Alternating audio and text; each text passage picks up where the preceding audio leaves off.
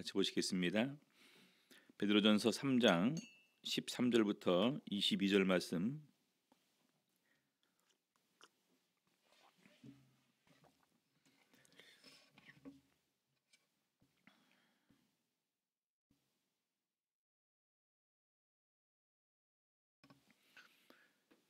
먼저 우리 17절까지 같이 읽겠습니다. 베드로전서 3장 13절부터 17절 말씀. 또 너희가 열심으로 선을 행하면 누가 너희를 해하리요? 그러나 의를 위하여 고난을 받으면 복 있는 자니 저희의 두려움을 두려워 말며 소동치 말고 너희 마음에 그리스도를 주로 삼아 거룩하게 하고 너희 속에 있는 소망에 관한 이유를 묻는 자에게는 대답할 것을 항상 예비하되 온유와 두려움으로 하고 선한 양심을 가지라. 이는 그리스도 안에 있는 너희의 선행을 욕하는 자들로 그 비방하는 일에 부끄러움을 당하게 하려 함이라. 선을 행함으로 고난 받는 것이 하나님의 뜻일진데 악을 행함으로 고난 받는 것보다 나으니라. 오늘 이 시간에는 성도답게 사는 삶이라는 제목으로 오늘 말씀 가지고 같이 은혜 나누는 시간 갖도록 하시겠습니다. 특별히 우리 13절에서부터 22절까지의 내용을 우리가 5가지의 주제로 이렇게 간단하게 살펴보시면서 우리가 이 세상 살아가는 가운데서 어떻게 성도다운 삶을 살 것인가 몇 가지로 생각을 해보도록 하겠습니다. 첫 번째는 열심히 선을 행하라 이렇게 얘기를 하고 있습니다. 13절 다시 보시겠습니다. 또 너희가 열심으로 선을 행하면 누가 너희를 해하리요? 그러나 의를 위하여 고난을 받으면 복 있는 자니 저희의 두려움을 두려워 말며 소동치 말고. 선을 행하는 가운데서 그것만 그치는 것이 아니라 선을 행하는 것 자체가 사실은 의를 행하는 것인데 의를 행하다가 고난을 받으면은 바로 이때 우리가 원망이나 불평이나 또는 포기하지 말고 오히려 이 가운데 복이 있다는 사실을 우리가 기억을 해야 될 것을 이어서 얘기를 하고 있습니다. 열심으로 선을 행하라라는 부분, 우리가 꼭 이런 부분을 갖다가 그냥 다른 사람들을 돕는 이런 부분만 생각하는 경향이 있는데 우리 성경에서는 이것을 몇 가지로 이렇게 얘기를 하고 있습니다. 첫 번째는 사랑하는 것 자체가 사실은 저희가 선을 행하는 것이다 이렇게 얘기를 할 수 있겠죠. 베드로전서 4장 8절을 보게 되면은 무엇보다도 열심으로 서로 사랑할지니 사랑은 허다한 죄를 덮느니라. 사랑은 허다한 죄를 덮느니라. 무엇보다도 열심으로 서로 사랑할지니 사랑은 허다한 죄를 덮느니라. 우리 성도님들 선한 일 행하는 것 중에서 제일 좋은 것이 뭐냐면요, 사람들의 죄를 사함 받게 하고 그를 구원으로 인도하는 것이 제일 좋은 선한 일이다 이렇게 얘기할 수 있을 것입니다. 꼭 우리는 생각할 때 기본적인 관념으로 남들 도와주고 남들에게 선행을 베푸는 것, 이 부분만에 한해서 우리가 선한 일이라고 생각하는 그런 경향이 있습니다. 그런데 이 선한 일을 성경에서 말하는 선한 일은 굉장히 범위가 넓습니다. 그래서 여기도 보게 되면 무엇보다도 열심으로 서로 사랑할지니 사랑은 허다한 죄를 덮느니라. 사랑하는 것 자체가 선한 일에 당연히 들어가게 되겠죠. 근데 그 사랑의 가치는 나중에 어디까지 연결이 되냐면은 허다한 죄를 덮는다. 많은 사람들의 죄를 덮어주고 또 자신의 죄까지도 이렇게 사함을 받을 수 있는 이런 귀한 일이 바로 열심으로 사랑하는 이런 이름을 얘기를 하고 있습니다. 자, 그다음에 요한복음을 보게 되면은 예수님께서 특별히 이 성전 청결을 하는 가운데에서 바로 제자들은 이 부분을 이렇게 기억을 하고 있습니다. 제자들이 성경 말씀에 주의 전을 사모하는 열심이 나를 삼키리라 한 것을 기억하더라. 주의 전을 사모하는 열심이 나를 삼켰다. 내가 온전히 전부 다 주의 전을 위해서 내 온 마음과 정성을 쏘았다라는 부분을 이렇게 표현하고 있습니다. 우리 성경에 보게 되면 예루살렘을 사랑하는 자는 형통하리로다라는 말이 있습니다. 예루살렘을 사랑하는 자, 예루살렘에는 하나님의 성전이 있습니다.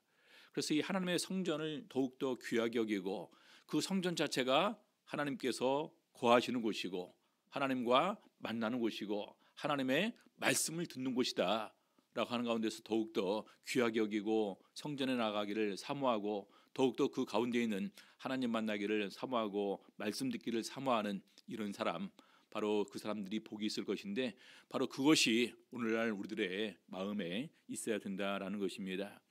우리 성도님들, 코로나 때문에 우리가 궁극적으로 나타나는 모습은요, 우리가 하나님 앞에 모이기에 대해서 굉장히 우리가 원하지 않는 가운데에서 소홀해지게 된다라는 것입니다. 처음에 1단계에서 1.5단계, 또 2단계, 2.5단계, 나중에는 이제 2.5단계에서 2단계로 내려가지 않았습니까? 그러면서 이제는 이제 20명에서 20%로 더욱더 많은 숫자가 이렇게 모일 수 있음에도 불구하고 우리들 마음속에는 아직까지도 주의 앞에 모이는 것보다 코로나에 대한 불안과 두려움이 더욱더 강하다라는 것입니다. 우리가 분명히 우리는 우리 하나님을 전능하신 하나님으로 믿고 있습니다. 그 하나님이 또한 우리 아버지 되심을 우리가 믿습니다. 또 능력으로 우리를 보호하실 수 있고 우리를 인도하실 수 있음을 우리는 믿습니다.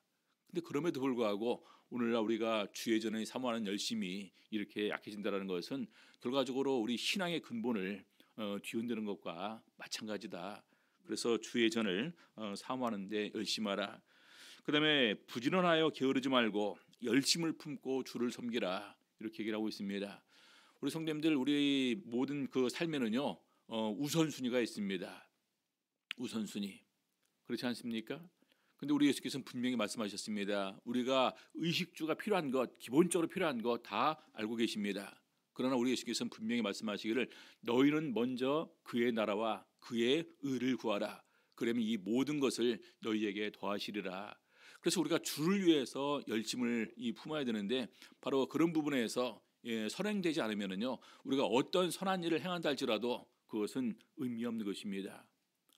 영혼이 잘 되고 우리 육신이 잘 되어야지, 우리 영혼이 이미 망가져 가는데 우리가 육신적으로 세상적으로 아무리 잘 된다 할지라도 이것은 우리 신앙인의 기본적인 이런 그 마음에서 이것은 틀렸다라는 것을 우리는 분명히 우리가 인식하고 인정해야 될 것입니다. 자, 그래서 바로 우리가 서로 열심으로 사랑하는 가운데, 여호와의 전을 사모하는 가운데, 주를 섬기는데 열심히 행하는 이런 기본이 돼가는 가운데에서 우리가 더욱더 더 수많은 다른 선한 일을 행하게 될 때 우리가 고난받을 수 있습니다. 우리가 조롱받을 수가 있고, 또 비웃음 받을 수 있고, 또 심지어 회방받을 수가 있고, 더 나아가 박해를 받을 수도 있습니다. 그럴 때 우리 성경에서 그렇게 증거를 하고 있습니다. 마태복음 5장 10절에서부터 12절 보시겠습니다.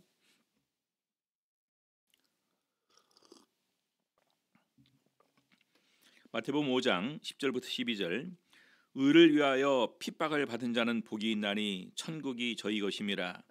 나를 인하여 너희를 욕하고 핍박으로 핍박하고 거짓으로 너희를 거스려 모든 악한 말을 할 때에는 너희에게 복이 있나니 기뻐하고 즐거워하라. 하늘에서 너희의 상이 큼이라.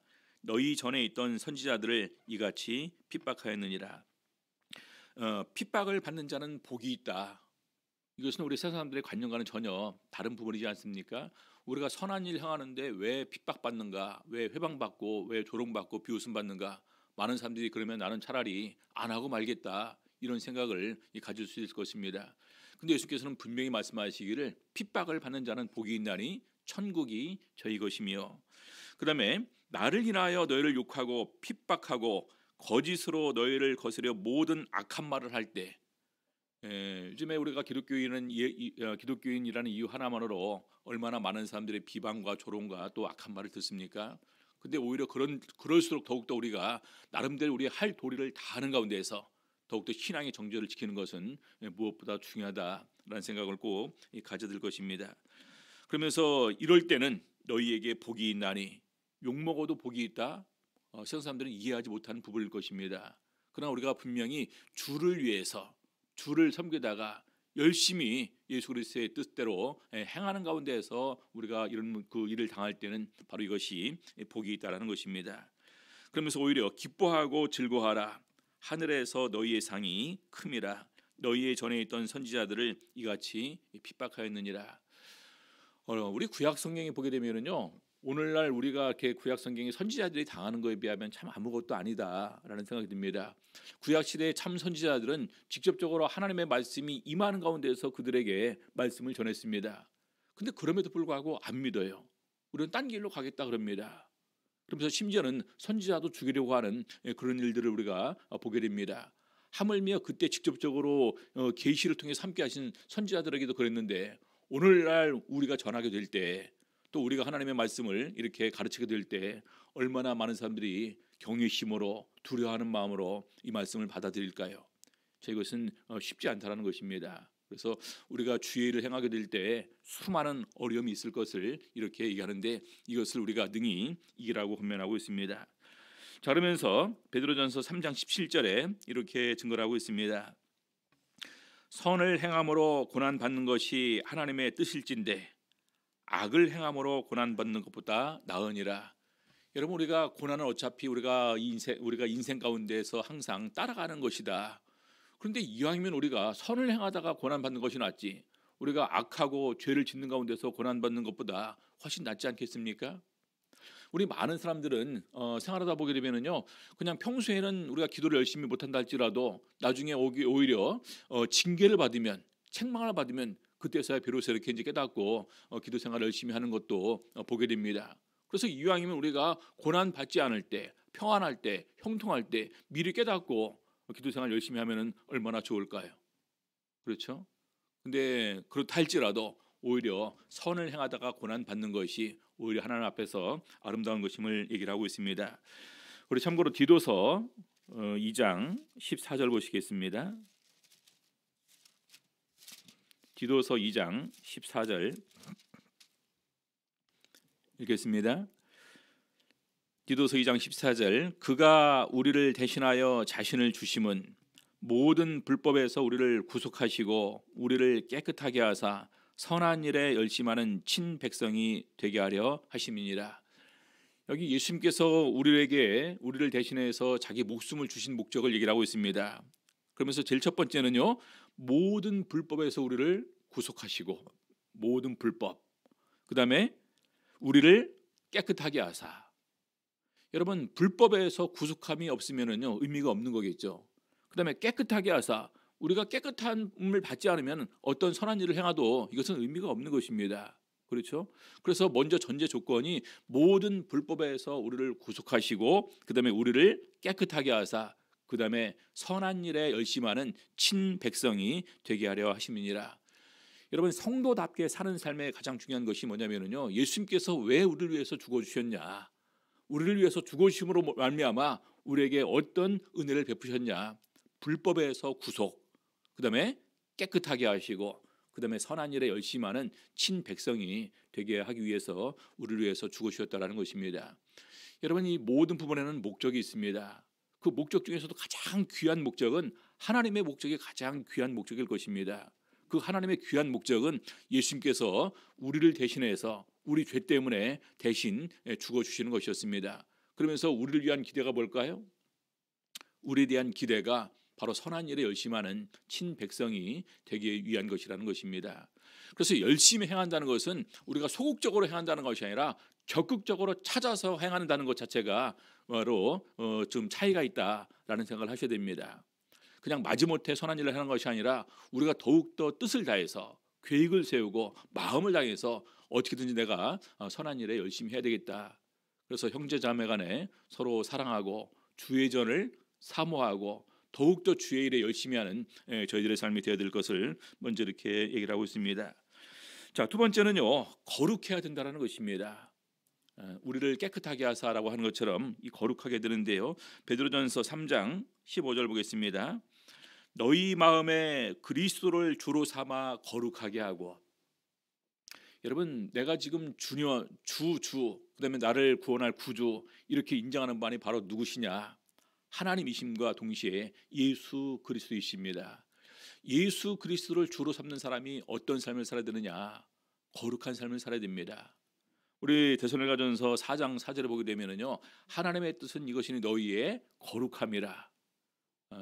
이 거룩함, 하나님의 뜻을 저버리는 사람은 그의 주신 성령을 부정하는 사람이다, 이렇게 증거를 하고 있습니다. 여러분, 성령이 우리 안에 거하십니다. 거룩한 영에 거하시는 성전이 된다. 너무나 많이 찾아봤던 구절들이기 때문에 굳이 찾아보지 않아도 알 것입니다. 성령에 거하시는 거룩한 전이다. 그래서 우리가 우리 몸을 더럽히면 바로 우리를 버리실 것임을 얘기를 하고 있습니다. 로마서 6장 13절부터 보면 이렇게 증거를 하고 있습니다.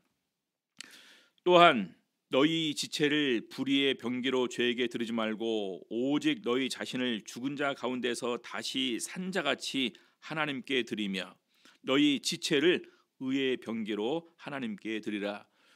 로마서 6장 3절부터 쭉 시작되는 부분은요, 바로 우리가 예수님과 함께 죽고 함께 장사되고 함께 부활에 연합한 자가 되었다라는 내용이 먼저 이렇게 나옵니다. 그러면서 예수 그리스도의 죽으심은 죄에 대해서 죽으시며 그의 살으심은 하나님께 대하여 살으심이니 이와 같이 너희도 죄에 대해서는 죽은 자요 하나님께 대해서는 산 자로 여길지어다 라는 말씀이 나옵니다.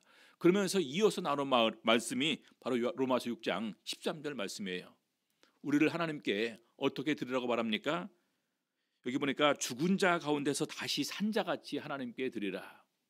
죽은 자 가운데서 다시 산 자같이 죄에 대해서 죽었는데 이제는 가장 깨끗하고 거룩한 존재로 새롭게 태어난 이런 피조물로서 우리를 거룩하게 하나님께 드리라라는 것입니다. 그다음에 너희 지체를 의의 병기로 하나님께 드리라. 의의 병기는 영적 싸움을 하는 도구입니다. 영적 싸움의 도구에서 가장 중요한 것은 거룩입니다. 거룩하지 않게 되면은요 마귀가 틈을 타게 되죠. 우리 스가랴서 보면 특별히 대제사장 여호수아에 관한 환상을 하나님께서 스가랴 선지자에게 보여주십니다. 보니까 환상 가운데서 보니까 계속해서 사단이 대제사장 여호수아를 공격하는 내용이 나옵니다. 근데 나중에 보니까 대제사장이 더러운 옷을 입고 있어요. 거룩하지 못하니까 그때 당시에 대제사장 여호수아는 가장 중요한 사역을 담당해야 됩니다. 백성들을 이끌고 성전 재건을 해야 돼요. 근데 성전 재건을 이끌어가지 못합니다. 그래서 왜 그런가 보니까 사탄이 방해하는 거예요. 대제사장 옷이 더러워져 있으니까. 그래서 하나님께서 바로 사단을 책망하는 가운데에서 대제사장의 옷을 벗기고 거룩한 옷을 입혀주시는 내용이 스가랴서 3장에 이렇게 소개가 됩니다. 그래서 그 환상을 보면서 스가랴 선지자도 외치죠. 정한 관을 씌우소서, 깨끗한 관을 그에게 씌우소서. 그래서 우리가 하나님께 드려지게 될 때 중요한 것은 죽은 자 가운데서 다시 살아난 사람처럼 영적 싸움을 능히 수행할 수 있는 의의 병기로 우리 자신을 하나님께 드릴 수가 있어야 된다는 것입니다. 그러기 위해서 중요한 것은 거룩입니다. 우리 많은 청년들이 특별히 이제 그 예수 그리스도의 도구로 쓰임 받기를 원하는 마음이 있으면은요, 이 세상에서 나를 더욱더 깨끗하고 거룩하게 유지해야 된다는 사실을 기억을 하셔야 됩니다. 자, 그다음에 베드로전서 계속해서 3장 15절 보니까 소망을 가지라 이렇게 얘기를 하고 있습니다. 너희 속에 있는 소망에 관한 이유를 묻는 자에게는 대답할 것을 항상 예비하되 온유와 두려움으로 하고. 여러분들, 우리가 세상 살아가게 될 때 다른 사람들의 질문을 받을 때가 있습니다. 그것은 우리가 바른 신앙생활을 하게 될 때 질문을 받게 되겠죠. 왜 꼭 그런 삶을 살아야 되느냐. 그러면 대답할 것을 준비를 해 놓으라는 것입니다. 나는 왜 이런 그 믿음의 삶을 사는가? 나는 왜 예수 그리스도를 믿는 신앙생활을 하는가? 그 부분을 우리가 항상 준비를 하고 있어야 된다는 것입니다. 다른 사람이 나에게 왜 예수 그리스도를 믿느냐, 당신의 소망이 무엇이냐 라고 했을 때 분명히 거기에 대한 대답을 할 수 있어야 되겠죠. 나는 왜 예수 그리스도를 믿는가? 뭐라고 대답하시렵니까? 예전에 저는 그렇게 대답한다고 말씀을 드렸었죠. 첫 번째, 나는 연약하기 때문에 하나님을 믿는다. 우리가 다 모든 것을 할 수 있는 것처럼 착각하지만, 다 아는 것처럼 착각하지만 우리 사람은요, 할 수 없는 것이 더 많고 모르는 것이 더 많은 것이 우리의 존재입니다. 근데 많은 순간에 우리는 착각을 합니다. 다 할 수 있는 것으로, 다 아는 것으로. 근데 너무나 많은 순간에 어떤 그 순간적인 문제에 직면했을 때 우리가 참 나약한 존재다라는 것을 우리는 인정할 수밖에 없다라는 것입니다. 특별히 우리가 그걸 갖다가 제일 많이 체험하는 순간이 병원에 갔을 때예요. 그렇지 않습니까? 병원에 가니까 여러 가지 선고를 내립니다. 시한부 생명이다. 참 그럴 때 내가 아무리 지혜가 있어도, 아무리 많은 것을 배웠어도, 아무리 많은 것을 알고 있다 할지라도, 아무리 수많은 재능이 있다 할지라도 그 재능이 다 소용없습니다. 그렇죠? 그래서 결정적인 순간에 그것을 해결하지 못하는 한 우리 인간은 연약한 존재일 수밖에 없다. 그리고 또 하나, 우리 인간은 내일 일을 알지 못합니다. 아무리 잘한다 할지라도 내일 일을 알지 못해. 내일 일뿐만 아니라 5분 후의 일도 우리는 알지 못합니다. 지금 우리가 이렇게 얘기하는 사이에도 얼마나 많은 사람이 또 세상을 이렇게 떠나는지 모릅니다.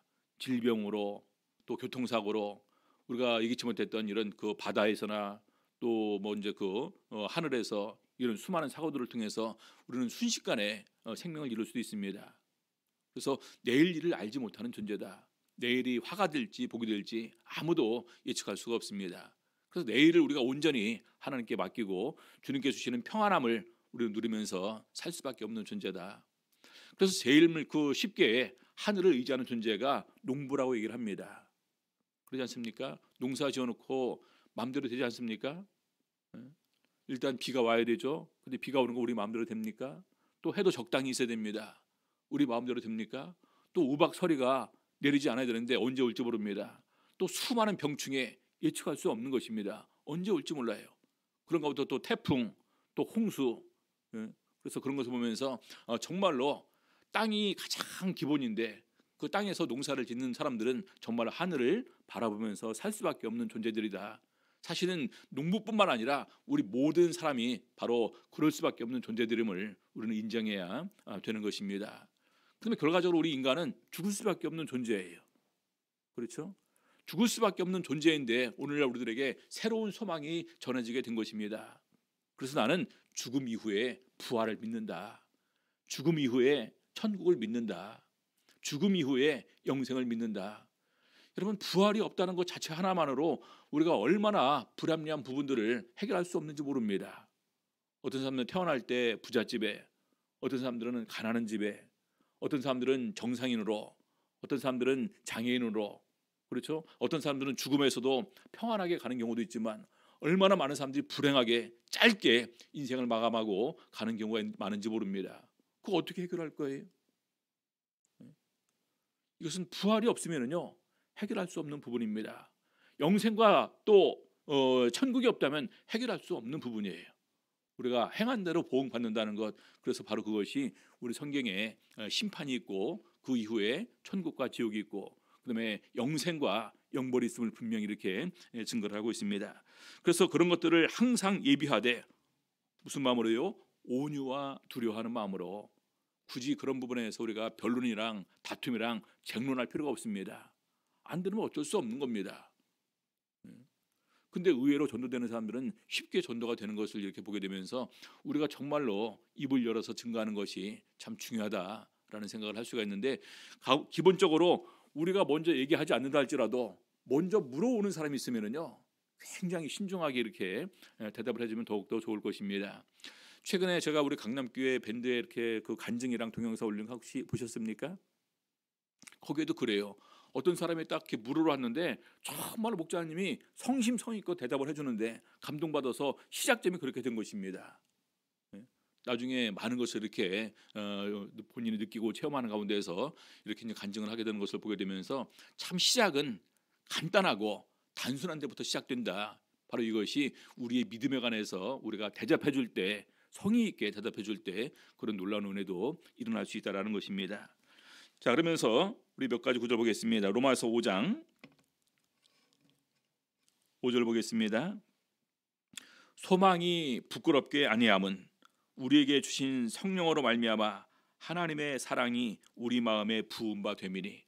여러분들, 우리가 가진 소망이 부끄럽지 않은 것은 우리에게 분명히 확실한 증거가 우리 안에 있습니다. 바로 그것이 성령이라는 거예요. 성령이 친히 우리 영으로 더불어 우리가 하나님의 자녀인 것을 증거할 뿐만 아니라 보증으로 우리에게 성령을 주심을 통해서 우리가 천국의 기업을 물려받고 후사가 되는 이런 보증으로 성령을 부어주셨음을 에베소서나 고린도전서, 전후서에서 이렇게 증거를 하고 있습니다. 그래서 오늘 적어도 내가 가지고 있는 이 소망이 절대적으로 부끄럽지 않고 오히려 모든 사람에게 자랑할 만한 것이다. 정말 자랑할 만한 것이지 않습니까? 나는 영생을 누릴 수 있는 사람이 되었다. 나는 천국에 들어갈 수 있는 사람이 되었다. 얼마나 귀한 것입니까? 그래서 기꺼이 이런 부분의 소망에 대해서 우리는 부끄러워하지 않고 더욱더 담대하게 이것을 증거할 수가 있는 것입니다.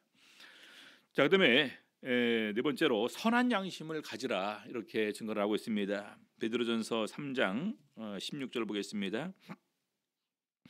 선한 양심을 가지라. 이는 그리스도 안에 있는 너희의 선행을 욕하는 자들로 그 비방하는 일에 부끄러움을 당하게 하려 함이라. 수많은 이 세상 사람들의 비웃음과 조롱과 멸시와 천대와 회방과 박해가 있을 수가 있겠죠.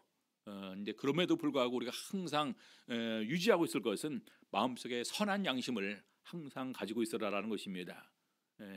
우리 베드로전서 보게 되면은 물은 예수 그리스도의 부활하심으로 말미암아 이제 너희를 구원하는 편이 곧 세례라. 그렇죠? 육체의 더러운 것을 제어버림이 아니라 오직 선한 양심이 하나님을 향해서 나아가는 것이다, 찾아가는 것이다, 이렇게 증거를 하고 있습니다. 친히 우리를 물로 씻어줌을 통해서 우리 마음을 깨끗하게 하시고 우리 양심을 선하게 하심을 통해서 그 선한 양심으로 하나님께 갈 수 있도록 이제는 예수님께서 도와주시고 계시는 것입니다.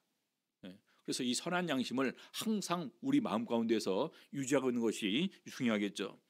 보니까 성경에 여러 종류로 이렇게 양심을 표현하고 있습니다. 보니까 더러운 양심, 양심이 많이 이렇게 더러워져서 이미 그 안에 정직화, 이 순수함이 많이 이렇게 퇴색되었음을 말하고 있습니다. 그다음에 화인 맞은 양심, 화인 맞은 양심은요 무뎌진 양심입니다. 그렇죠? 이 화인이 말 그대로 불도장이에요. 우리 몸이 이렇게 불에 이렇게 이제 화상을 입으면은요 거긴 딱딱해지거든요. 양심이 딱딱해진다라는 것입니다. 그러면 양심이 제대로 작용을 할 수가 없겠죠. 그래서 무감각해지는 그런 양심. 그다음에 악한 양심.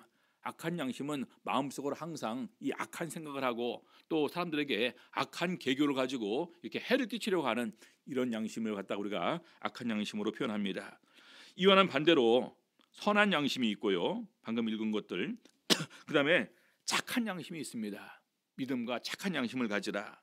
그다음에 깨끗한 양심.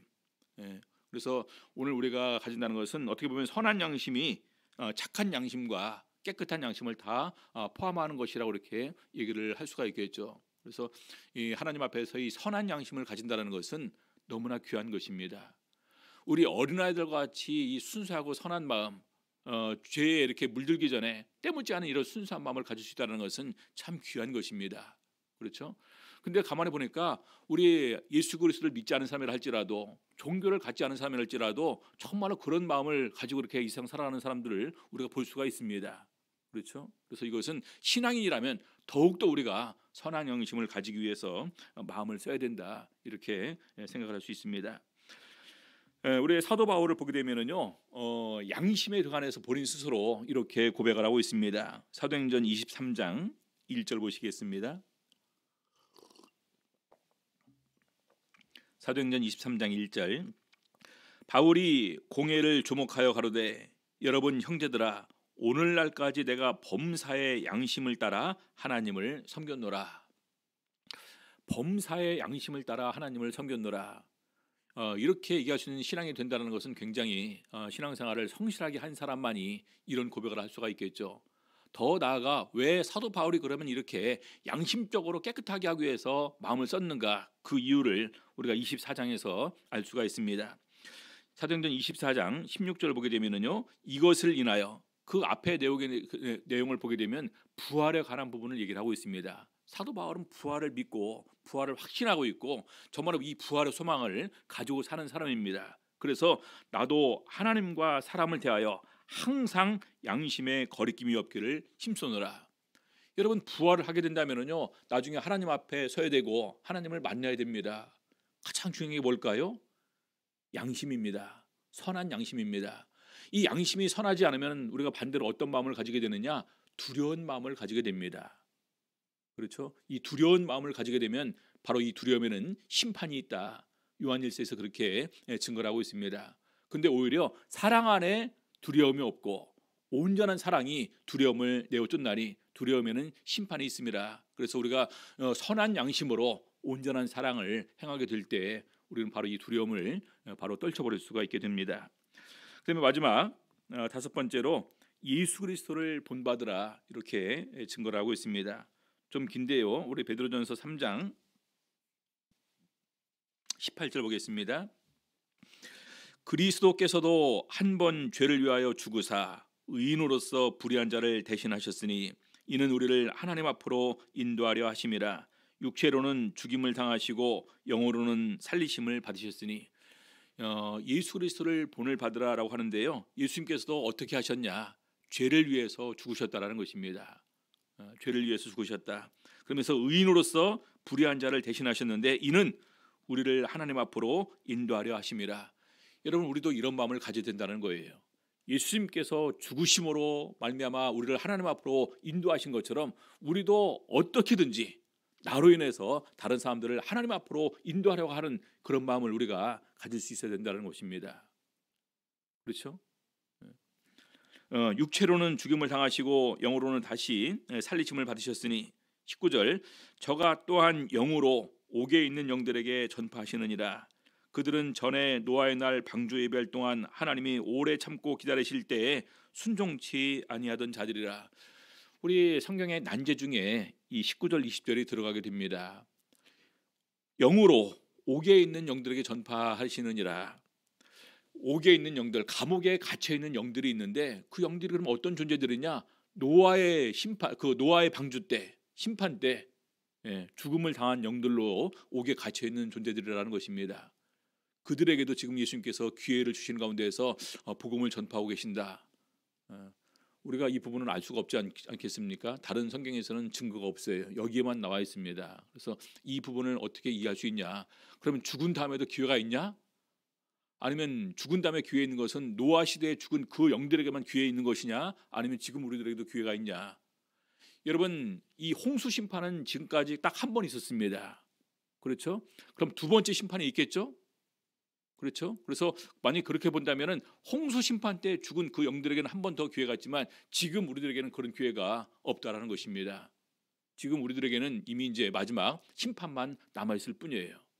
심판 후에 영생과 영벌만 남아 있을 뿐입니다. 그래서 이것은 특별히 그때 당시에 1차 심판 때 멸망한 사람들에게 주는 기회일 수도 있겠다. 근데 정말로 이런 부분이 실제로 이렇게 있는 부분인지는 잘 모릅니다. 왜냐하면 이거는 어느 누구도 언급했고 오직 베드로 사도 혼자만 이렇게 이제 얘기를 한 부분이기 때문에 우리가 이것을 어떻게 이해할지 단지 방금 말씀드린 대로 그 정도로만 해도 충분하겠다라는 생각이 듭니다. 자, 그러면서 방주에서 물로 말미암아 구원을 얻은 자가 몇 명뿐이니 겨우 8명이라. 물은 예수 그리스도의 부활하심으로 말미암아 이제 너희를 구원하는 편이 곧 세례라. 육체의 더러운 것을 제하여 버림이 아니요 오직 선한 양심이 하나님을 향하여 찾아가는 것이라. 저는 하늘에 오르사 하나님 우편에 계시니 천사들과 권세들과 능력들이 저에게 순복하느니라. 예수님께서 우리를 위해서 대신 죽으심으로 말미암아 또 우리를 구원하시고 심지어 본인도 이제는 하늘에서 이런 권세와 영광을 온전히 누리시고 있는 것처럼 나중에 우리도 하늘나라에서 그런 영광을 누리게 될 날이 있을 것이다라는 것입니다. 그래서 우리가 오늘 예수 그리스도로 말미암아 하나님의 후사가 되었다라는 것은 너무나 귀한 하나님의 그 은혜다라는 생각을 항상 잊지 말아야 될 것입니다. 요약하면은 죄를 위해서 죽으셨고 의인으로서 불의한 자를 대신하셨고 죽임을 당하시고 영으로 다시 살리심을 받으셨고 영으로 옥에 있는 영들에게 전파하고 계시고 하늘에 오르셔 하나님 우편에 앉아 계시고 모든 만물이 저에게 지금 복종하고 계시는 존재고 바로 우리가 그분의 은혜로 말미암아 구원을 얻은 의의 후사가 되었다는 사실을 꼭 기억하셔야 되겠습니다. 그래서 적어도 우리가 이런 부분들을 보게 될 때 이 세상에서 성도답게 사는 삶이 어떤 삶이냐, 분명히 이 세상 사람들과는 구별된 삶을 살아야 되지 않겠습니까? 그렇죠? 그래서 오늘날 나는 이 세상 사람들과 어떤 부분에서 다른 삶을 살고 있는가, 바로 그 요건이 오늘 말씀드린 5가지 요건이 적어도 다른 삶을 사는 이런 구분이 된다는 이런 기준이 될 수 있을 것입니다. 그래서 오늘 들으신 말씀 생각하시는 가운데에서 더욱더 성도다운 삶을 사는 가운데 우리 하나님의 기뻐하심을 입는 우리 성도님들 다 되시기를 예수 이름으로 바랍니다. 기도하시겠습니다. 네. 특별히 하나님께서 항상 우리들의 마음과 생각을 주장하여 주시고 더욱더 우리가 영의 생각을 많이 하는 가운데에서 하나님의 기대에 부응하는 그런 삶을 살 수 있는 저를 될 수 있도록 인도하여 주시옵소서. 같이 기도하시겠습니다. 할렐루야. 주 예수 이름으로 기도하옵나이다.